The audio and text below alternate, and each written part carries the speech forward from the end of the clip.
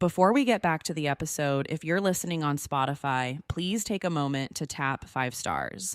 It's one of the easiest ways to support Forensic Tales and helps the show reach new listeners. Thank you so much for being here. To get this episode of Forensic Tales ad-free, check us out at patreon.com/Forensic Tales. If you're like me, you're a bit overwhelmed by all the teeth whitening products on the market today. This next sponsor has provided me with some very interesting facts to pass on to you. Did you know that teeth whitening doesn't actually whiten your teeth? It removes the stains and restores the tooth to its natural color. And did you know that the key to teeth whitening is the delivery device? So as long as the whitening product is a peroxide-based whitener, it will remove the stains. The number one whitening device recommended by dentists is the custom-fitted tray. You can have your dentist make your trays for $300 to $600, or you can head over to smilebrilliant.com and use their lab direct mail-in process for a fraction of the price you would pay at the dentist. Oh, and if you grind your teeth at night, you can also purchase a Smile Brilliant custom-fitted night guard, once again, for a fraction of the price the dentists charge. Once again, that's smilebrilliant.com. Be sure to use the promo code TALES at checkout to get 30% off your entire order. Smilebrilliant.com, promo code TALES to get 30% off. Forensic Tales discusses topics that some listeners may find disturbing. The contents of this episode may not be suitable for everyone. Listener discretion is advised. The night of April 3rd, 2004, a storm came into town. A few friends decided to leave the city and head into rural America. Everyone came home that night except the black kid in an all-white neighborhood. The next morning, the family goes to the party house. No one lives there. There's no sign of Alonzo.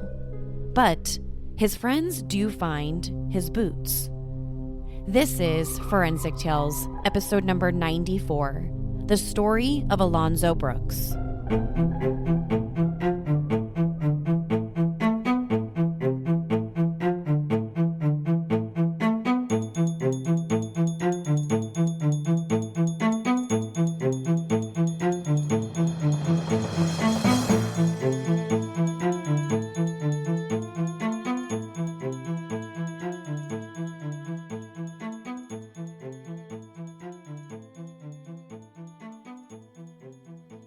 Welcome to Forensic Tales. I'm your host, Courtney Fretwell Areola. Forensic Tales is a weekly true crime podcast covering real, spine-tingling stories with a forensic science twist. Some cases have been solved with forensic science, while others have turned cold. Every remarkable story sends us a chilling reminder that not all stories have happy endings. Sharing true crime stories isn't just about the story themselves. It's about getting justice for the victims and their families. True crime helps hold criminals accountable so that they can't continue to cause us harm. This show serves as a megaphone to expose the heinous acts of sadistic individuals. As a one-woman show, your support helps me find new exciting cases, conduct in-depth, fact-based research, produce and edit this weekly show. For supporting the show, you'll get early ad-free access to weekly episodes, exclusive merchandise not available anywhere else, bonus content, shout-outs in episodes, priority on case suggestions, and access to my opinion, what I think really happened. To learn more about supporting Forensic Tales, consider visiting our Patreon page at patreon.com/Forensic Tales, or by simply clicking the support link in the show notes. You can also help support the show by leaving us a positive rating with a review. Please continue to tell your friends and family who love true crime about us. I genuinely appreciate your support. Now, let's jump right into this week's case. When someone dies, a forensic pathologist has 5 options to select as a cause of death. These options are natural, accident, suicide, homicide, and undetermined. Some jurisdictions even have a 6th option as, quote, pending until they can determine the correct cause of death. 4 out of 5 causes of death are pretty self-explanatory. Natural, typically when someone dies of old age or some sort of terminal illness. Accident, like a fall or a car crash. Suicide, someone decides to take their own life. Homicide, a person becomes the victim of foul play. But the 5th option isn't as straightforward. Undetermined, we don't know why someone died. It's hard to know exactly how many undetermined deaths happen each year in the United States. It seems like this would be a relatively straightforward number that is trackable. But because of inconsistent coding and record keeping across the country, it's hard to say how many deaths are ruled undetermined. But if you ask me, one undetermined death is one too many. Undetermined means that a forensic pathologist was unable to say for sure how someone died. Imagine it's your loved one who's passed away, and nobody can tell you whether they died naturally, if they killed themselves, or something else happened to them. Their death will forever be undetermined. On Saturday, April 3rd, 2004, 23-year-old Alonzo Brooks from Gardner, Kansas, told his mom that he was going to a party that night with a couple of his buddies. The party was to celebrate one of Alonzo's acquaintances leaving for the military. It was supposed to be a going-away party where many young people got together to wish him off. Alonzo got dressed in a pair of blue jeans, a t-shirt, a sweater, and a hat, his go-to outfit. Typically, Alonzo wore 2 pairs of socks, but on this particular night, he only put on 1 pair.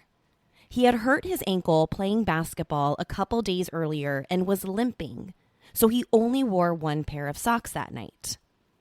Alonzo's mom, Maria Ramirez, kissed her son goodbye and told him to have fun at the party, that she would see him later on when he got home.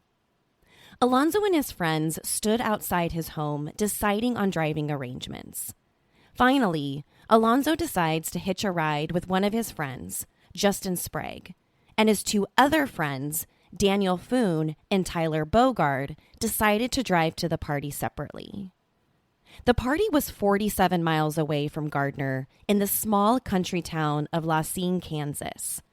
So it took Alonzo and his buddies a little over an hour to get to the city, which is a very rural part of Lynn County.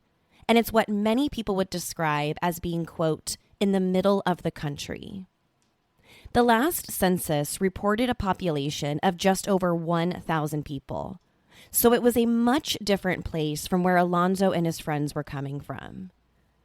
The group arrives at the party where there's already about 30, 40, maybe 50 people there. People range from about 16 years old to maybe 21. Alonzo, being 23 years old at the time, was one of the oldest people there. He jumps out of his friend Justin's car and yells out, "Who wants a beer?" Alonzo and his friends split up when they get inside the home. Some of his friends went to go play beer pong or flip cup, and some went to go play cards. Everyone at the house party seemed to be having a good time. It was your typical young person type party where you've got drinking games and dancing. Everyone in Alonzo's group of friends seemed to be having fun until one of his friends noticed that Alonzo was arguing with another young guy in the living room. Now, his friend didn't know what exactly they were fighting about. All he could tell was that if he didn't go over there and break it up, things would escalate between Alonzo and this guy. He knows that this guy is white and his friend Alonzo is black. In fact, Alonzo was one of the only black people at the party that night. So this friend goes over there and tells his friend Alonzo to just chill and to walk away from this guy before they get into a physical fight. And Alonzo listens and he decides to go just to another part of the house, and everything seems to be okay at that point. About an hour and a half later, around 11 p.m., a couple of Alonzo's friends decided to go to another house party that night. So unfortunately, they were leaving Alonzo and his friend Justin behind at this house party. But that was okay because Justin was Alonzo's ride home. A little while later, Justin and Alonzo went outside to smoke a cigarette, but when they got outside, they realized that they were out. So Justin tells Alonzo that he's just going to hop in his car, drive to the local gas station to pick up some more cigarettes. He was leaving Alonzo behind at the party. On his way to the gas station, Justin makes a wrong turn. Remember, they're about 50 miles away from home in the country. He has no idea where he is. He has no idea where the gas station is. So he ends up driving about 30 minutes in the wrong direction and gets his car stuck in a ditch. He decides to call up another friend who's at the house party and have him tell Alonzo that he got lost and wasn't going to make it back to the party. He decided that he was just going to go home and call it a night. So while on the phone with his friend Adam, he asks Adam if he can give Alonzo a ride home that night. And then Justin drives home. The following day, on April 4th, Alonzo's mom, Maria, receives a phone call from one of her son's friends asking if he was home. So she puts the phone down and walks into Alonzo's bedroom, expecting to find him asleep in bed. But when she opens the door, Alonzo isn't there. So she decides to go down into the basement, but he isn't there either. Maria starts calling her son's friends to see if any of them know where he is. It wasn't like him not to come home, or at least check in with his mom and let her know if he wasn't planning to stay there. But none of Alonzo's friends have any idea where he is, not even the friends who were with him the night before at the party. Alonzo's mom finds out from Justin that he was supposed to get a ride home with their friend Adam. So she calls Adam, but when he says that he didn't give him a ride home that night and that he left the party without Alonzo. A couple of Alonzo's friends decide to drive back up to La Cynge to see if they can find him. Maybe he drank a little too much and passed out somewhere near the party. As the friends get to the house, they park their car at the property's long driveway entrance. Then they get out of the car and start looking around. That's when they discover something strange. Right there on the highway leading up to the driveway, they find one of Alonzo's boots and his hat. And a couple yards down the road, they find the second boot. So it's clear to the group of friends that something terrible has happened to their friend. Alonzo Tyree Brooks was born on May 21st, 1980, to parents Billy Brooks and Maria Ramirez. Before moving to Gardner, Kansas with his mom, he was the youngest of 5 children and grew up in Topeka, Kansas. Nicknamed Zoe, Alonzo was extremely close with his mom. Maybe it was because he was the youngest of 5 siblings and that he was the baby of the family.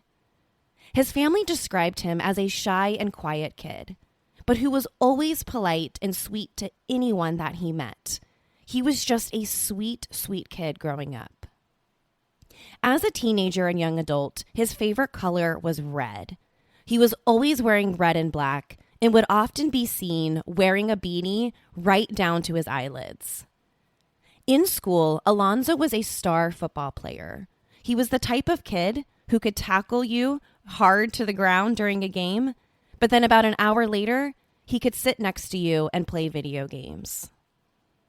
The friends decided to call his mom, Maria, and tell her about finding Alonzo's boots and hat. They tell her that they found the boots, but that there was no sign of Alonzo. Maria hung up the phone and immediately called the Gardner Police Department. But the police department said that she needed to wait a minimum of 48 hours before she could report her son missing. Because Alonzo was 23 years old, he was legally an adult. There was nothing the police could do, and basically told her that she needed to wait at least 2 days before he would be considered a missing person. But Maria isn't satisfied with what the police are telling her, and she knows that this isn't like her son. Plus, why would he be somewhere without his boots and hat? The following day, on Monday, April 5th, Maria called Alonzo's older brother, Billy Brooks Jr., to tell him that she hasn't seen or heard from Alonzo since Saturday night. His friends found his boots and hats along a highway near a house party he attended. So Billy Brooks Jr. and his wife decided to drive to the house party in La Cynge themselves. They wanted to see if they could find any sign of his little brother. They tracked down the house property's owner and found out that the house was like a rental house. It was empty, and no one was technically living there at the time. When they arrived at the property, they came upon an empty house with a huge field in the back. There was also a creek that ran alongside of the property. Alonzo's older brother and sister-in-law drove down different roads throughout town, looking for any sign of him. But nothing. Alonzo was nowhere to be found. They eventually stopped at the local sheriff's department and asked to speak to the sheriff directly. But the sheriff kept telling them that there wasn't anything they could do. Like the police department up in Gardner, the sheriff said that Alonzo was 23 years old and that he was an adult. And until he was gone for a couple more days, there wasn't anything they could do. The only thing the sheriff said was that maybe Alonzo got a little too drunk that night and tried walking home from the party. Now, this theory might be a plausible explanation, except for the fact that it rained the night before. And that meant that he would have had to walk with no shoes and no hat. Plus, the party was 47 miles away from his home in Gardner. So he wasn't going to try and walk home, no matter how drunk he may have been. Alonzo was still missing by Wednesday, April 7th, and the local police turned over the case to the Kansas Bureau of Investigation, or KBI. Within a couple of days of opening the investigation, the KBI launched a massive search of the property where Alonzo was last seen. And when I say massive, I mean massive. Over 40 agents with the KBI were assigned to the investigation, and they brought in search and scent dogs to search the property. They used dozens of helicopters to conduct aerial searches. They were doing whatever they could to find any evidence that would point them in the right direction to locate Alonzo. But the initial search turned up nothing. 3 days later, on April 10th, the FBI joined the KBI's investigation after rumors were swirling that Alonzo may have become a victim of a hate crime. From the get-go, race was at the center of this investigation. La Cynge, the town where Alonzo and his friends attended the house party that night, was a basically all-white community. And like I mentioned earlier, Alonzo was one of the only black people at the party that night, and the rest of the kids were white. This part of Kansas is very rural. It's country. There aren't many people of different races just walking up and down the streets of this city. So where Alonzo is from, Gardner, Kansas, that's an area that is much more urban. Several of Alonzo's friends told the KPI that the N-word was used several times throughout the night, and that Alonzo was seen flirting with a white girl at the party, which some could have argued that maybe some of the partygoers didn't agree with this.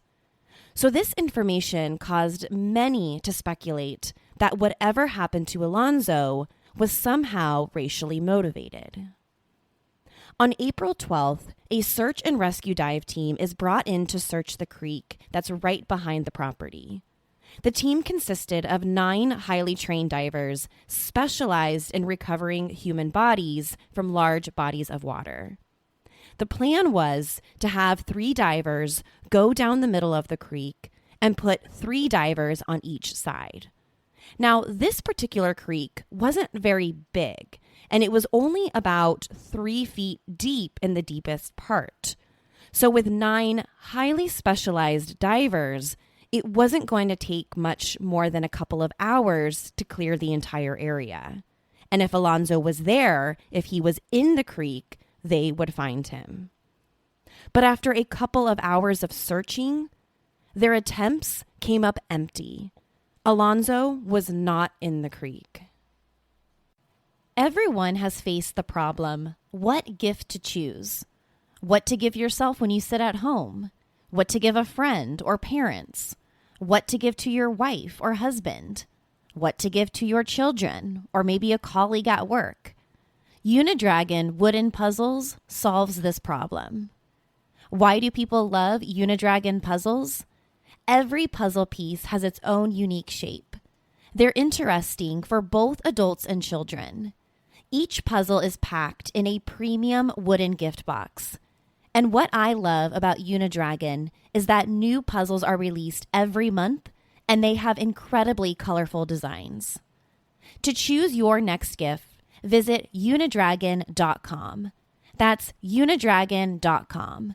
And to save 10% off your entire gift purchase, be sure to use the promo code TALES at checkout. That's TALES to receive 10% off. unidragon.com. This episode of Forensic Tales is sponsored by How I Died. How I Died is a fiction podcast with a full cast of voice actors. The series follows John Spacer, a forensic pathologist who solves murders by speaking to the dead. Except no one knows about John's gift, and he has to hide it from his boss, who is an untrusting sheriff who is always looking over his shoulder. I love How I Died because I was hooked from episode 1, which follows John on his first day of his new job, unsure if he can handle the case of a mother's death during a kidnapping. With 2 seasons out, How I Died is the perfect next show for you to binge. I highly recommend you subscribe and listen to How I Died, available wherever you listen to your favorite shows. That's How I Died. Subscribe today and give them a listen. By April 15th, Alonzo had been missing for 11 days, and the hopes of finding him safe and alive were starting to fade. By this point in the investigation, the KBI and FBI had interviewed hundreds of people. They interviewed all of Alonzo's friends and family. They spoke with everyone who attended the party that night. They talked to anyone and everyone they could think of who might know something about where he could be. Now, in some cases, investigators even administered polygraphs during these interviews, but no one seemed to really know anything, and nobody knew where Alonzo was or where he went when he left the party that night. The only theory that the KBI and FBI had was that Alonzo left the party on his own. No eyewitnesses remembered seeing him leave that night. No one saw him go with anyone in particular. So their best guess and their best theory was that sometime during the night, Alonzo left the house and decided that he would walk home after drinking. Now, we already know that his original ride home, Justin, left the party after getting lost on his way to go pick up cigarettes, and that his other friend, Adam, was supposed to take him home that night, but didn't. So the police's theory was that maybe Alonzo realized that he didn't have a ride home for whatever reason and decided that he would walk home or maybe start walking and hitch a ride somewhere. But there's a couple problems with this theory. Number one, Alonzo was almost 50 miles away from home. That's an insane distance to try and think that you're just going to be able to walk out the door and walk home, even if you've been drinking. But okay, let's speculate for a moment. Let's say that he did decide to walk home that night. There's another problem. His friends found both of his boots and hats within a few yards of each other along the highway right in front of the house party. If Alonzo was walking home, why did he take off both his boots? Let's also stop there for a moment. At the beginning of the episode, I mentioned that Alonzo hurt his ankle a couple days before the party playing basketball. According to his friends and mother, he was walking with a slight limp because he hurt his ankle. He twisted it. So not only does he have a 50-mile walk ahead of him back to Gardner, but he's also got a very hurt ankle. He's limping. And then finally, it rained the night of the party. It rained heavily. This meant that if he was walking, he did so without shoes, without a hat, with a hurt ankle, in the rain, and no one saw him. From the start of this investigation, Alonzo's family and friends were not permitted by the police to search the property. After the KBI and FBI got involved, the police told the family to stay away from the house altogether, that it was their investigation, and that the entire property was considered an active crime scene. It wasn't until May 1st, 27 days after Alonzo went missing, that his family was finally allowed to come search the property themselves. So on May 1st, Alonzo's family and friends organized a search party to search the wooded areas and creek next to the property. Although the FBI and KBI conducted aerial and land searches as well as water searches of the location, the family still wanted to do their part and look for any signs that might help the investigation. So they break the group up into smaller search parties of 2 to 3 people each. The plan is to have the smaller groups canvass the entire area, starting from the front of the property and making their way back towards the end. A few hours into the search, a volunteer spots a white shed towards the back of the wooded area. As she approached the white shed, she saw something that caught her attention. They found Alonzo Brooks. The volunteer announces to Alonzo's uncle over the radio that they found him. Finally, after 27 days of searching, he's been found, dead. After Alonzo's body was discovered, the KBI and FBI arrived back at the property. They're quick to tell the media, as well as Alonzo's family, that they did search that same exact area where his body was found, but when they searched, they didn't find anything. So according to the FBI and KBI, they believed that his body was placed in the wooded area behind the home after they conducted their searches of the site, because according to the KBI and FBI, there was just no way that their investigators would have missed him. One of the theories the police suggest is that the creek may have carried Alonzo's body downstream to the spot where the volunteers found him. That would explain why they missed him on their initial search of the area. But Alonzo's family disagreed with the police. They don't believe that he floated down the creek. According to the family, all of Alonzo's personal possessions found on him were in almost perfect condition. None of these items looked like they had been floating in the water for several days or several weeks.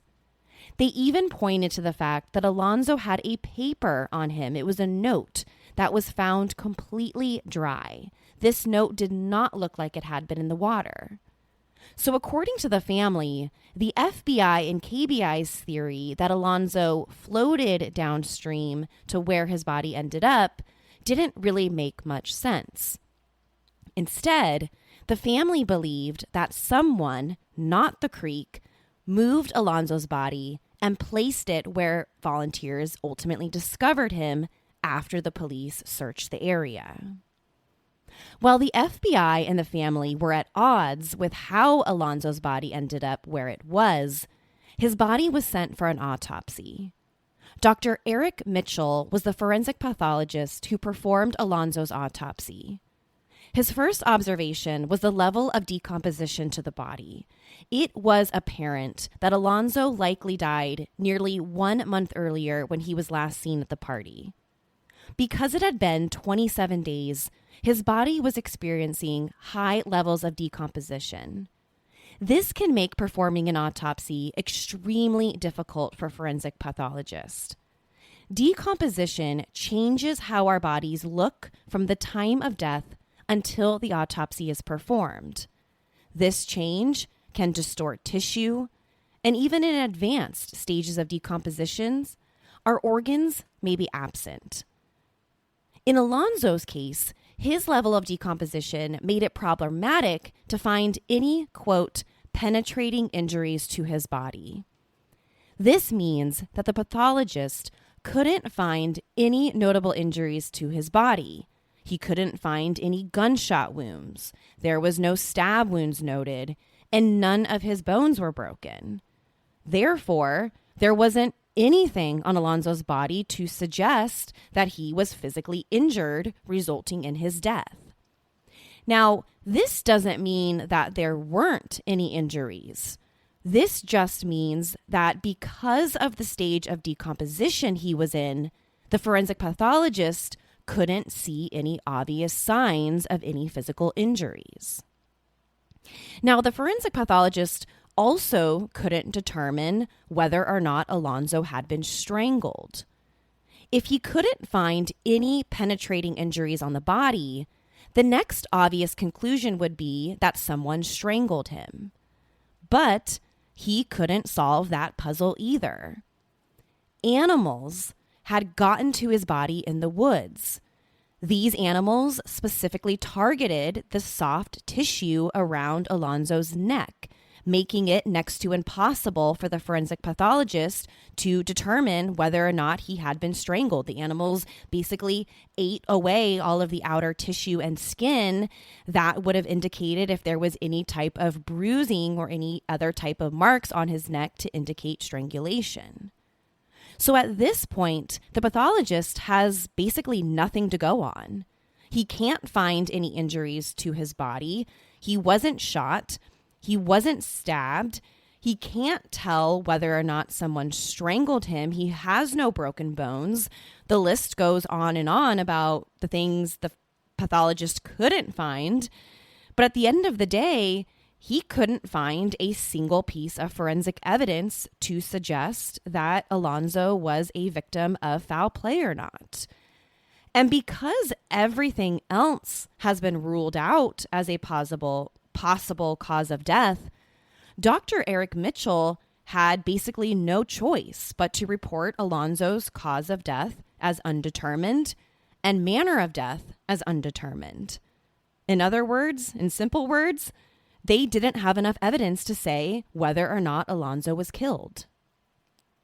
Now, not surprisingly, the forensic pathologist's ruling of undetermined outraged Alonzo's family, who all along believed that someone murdered their son, that this was some sort of racially motivated hate crime. They didn't believe that their 23-year-old son would just simply walk away from a party and decide that he was going to go walk home 50 miles in the rain with no shoes on. At the end of the day, they strongly believed that their son was a victim of foul play, even if there wasn't enough forensic evidence. So this huge battle between Alonzo's family and the autopsy findings caught the attention of the internet. People from all over the world were talking about this case online, on Reddit, on true crime blogs and message boards. I can't tell you how many of them I found while researching this case. Internet sleuths from all over joined the internet chatter about what could have caused Alonzo's death. From his death being somehow involved in a drug trade to his death being a hate crime. Some of these theories swirling around the internet seemed plausible, but at the same time, others were just plain crazy. One of the theories discussed on the internet and by Alonzo's family was this idea that he was placed in some sort of freezer after his death. If his body was placed in a freezer for a few weeks, this could explain two things. Number one, it could explain why his body wasn't as badly decomposed as you'd expect. Remember, when the police turned over all of his personal items to his mom, these items were in almost perfect condition. And when I say personal items, I'm referring to his wallet. His wallet still had his money, ID, and credit cards. He had papers on him. He even had his card to go rent videos at the local video store. All of these items that were inside of his pockets that night were in near perfect condition. They weren't in the type of condition that you would maybe expect to see if his body had floated downstream like the police suggested, or if his body was lying in this wooded area for weeks with animals. And then number 2, if Alonzo's body was kept in a freezer or was frozen after someone killed him or he died, this would explain why the KBI and FBI didn't find his body during their initial search of the area. Remember, the investigators were adamant that they searched the same exact area where the volunteer search party found his body. So if Alonzo was being kept in a freezer somewhere, that could explain why his body was dumped where volunteers found him after the police searched the same area. But why? Why would someone kill Alonzo and place his body in a freezer? Well, this is mere speculation on my part, but one possible explanation could be that after he was killed, whoever killed him didn't know what to do with his body. So they put it in a freezer or somewhere cold and then decided after 3 to 4 weeks of hiding his body that they would dump it and get rid of it. Or maybe this person or persons had information, inside information, that the police had already searched this particular part of the wooded area behind the home, and that once they knew the police did their search of the area and they left, that these individuals or individual would go out there and then dump the body, again, knowing that the police already searched there and weren't likely going to go back. But again, these are just theories. But these are theories that could explain why Alonzo's body was possibly frozen or if he was killed. But the biggest obstacle to this argument that Alonzo was frozen post-mortem is the forensic pathologist's report. In his report, he couldn't determine whether he'd been frozen or not. It's challenging for forensic pathologists to figure out if a person had been frozen or not, whether before death or after death. If a person is discovered immediately after being frozen, it is possible that the pathologist can observe subtle changes at the microscopic level that indicate the person was frozen. But chances are these changes, again, at the microscopic level, are so small that the pathologist isn't able to even detect them and therefore isn't able to determine beyond a reasonable doubt here whether or not someone had been frozen before death or even post-mortem. There just isn't enough signs and indicators on our bodies that can tell. So in this report, in Alonzo's case, this pathologist said that he couldn't prove and he couldn't disprove the family and the internet's theory that Alonzo was placed in a freezer after death. Now, there was no question that Alonzo died under very suspicious circumstances. But after months and years of investigating his death, the KBI and FBI were no closer to solving the case. They conducted hundreds of interviews and pored over every ounce of evidence, but they continued to find themselves back at square one. They had no idea how Alonzo died, and they had no idea if someone murdered him or not. So after years of investigating, the case turned cold. By 2019, nearly 15 years after Alonzo's death, the KBI released a statement about the case. In their statement to the media, they said, quote, "No evidence or information gained throughout the lengthy investigation indicated that Alonzo Brooks was the victim of a crime, and for this reason, the investigation into his death was closed, end quote. In 2020, there was another big update in the investigation, and it was all because of a Netflix documentary that highlighted Alonzo Brooks' case. On July 1st, 2020, the Netflix series Unsolved Mysteries released an episode titled No Ride Home, featuring Alonzo's story. And right away, the series brought his case back to the forefront of everyone's mind. Because his case caught everyone's attention, federal investigators agreed to exhume Alonzo's body so that a second autopsy could be performed. His body was taken to Dover Air Force so that the federal officials could examine his body a second time. During this second examination, the pathologist discovered injuries on Alonzo's body that were not found in the first autopsy. The forensic pathologist from the Federal Bureau of Investigation, Kansas City Division, looked at injuries to parts of Alonzo's body that this particular pathologist concluded were not consistent with normal decomposition patterns. Now, that's all the information we have, and that's all the FBI has said about these injuries. But based on these new findings, based on the second autopsy, the FBI has decided to reopen Alonzo's case, and his death has officially been ruled a homicide. Now that Alonzo's death is reported as a homicide, the investigation starts over. It's now an active homicide investigation. The FBI has declined to detail what exactly these injuries are. All we know for sure is that the FBI believes he was murdered. The FBI now offers a $100,000 reward for any information about Alonzo Brooks's murder. Over the last year, federal officials have re-interviewed many witnesses who attended the party that night. According to an article by the New York Times, they've also collected new physical and forensic evidence in the case. Authorities are still operating under the assumption that his death is a possible hate crime.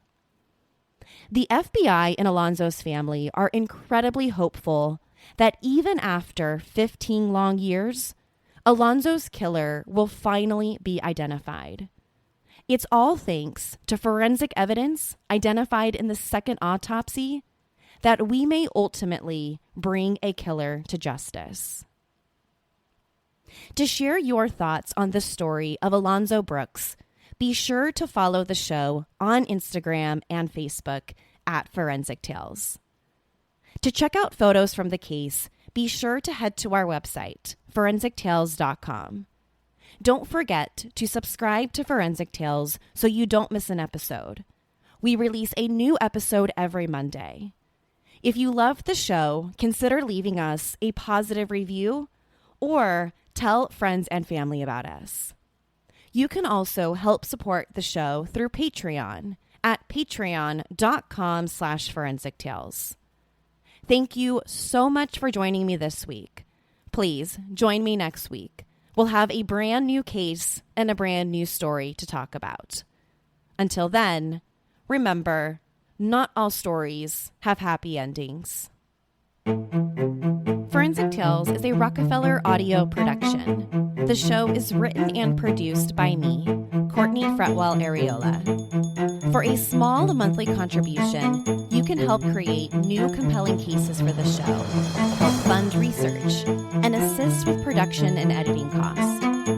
In addition, for supporting the show, you'll become one of the first to listen to new ad-free episodes and snag exclusive show merchandise not available anywhere else.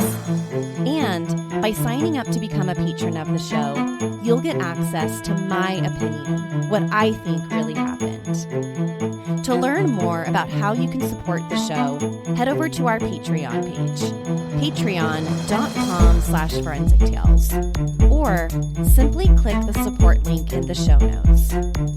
You can also help support the show by leaving us a positive review or spreading the good word about us. A true crime friend of yours is a true crime friend of ours. Forensic Tales is a podcast made possible by our Patreon producers, Tony A., Nicole L., William R., David B., Sammy, Paula G., Selena C., Nicole G., and Megan M. If you'd like to become a producer of the show, head over to our Patreon page or send me an email at Courtney@forensictales.com to find out how you can become involved. For a complete list of sources used in this episode, please visit forensictales.com. Thank you so much for listening. Your support means the world to me. I'll see you next week. Until then, remember, not all stories have happy endings.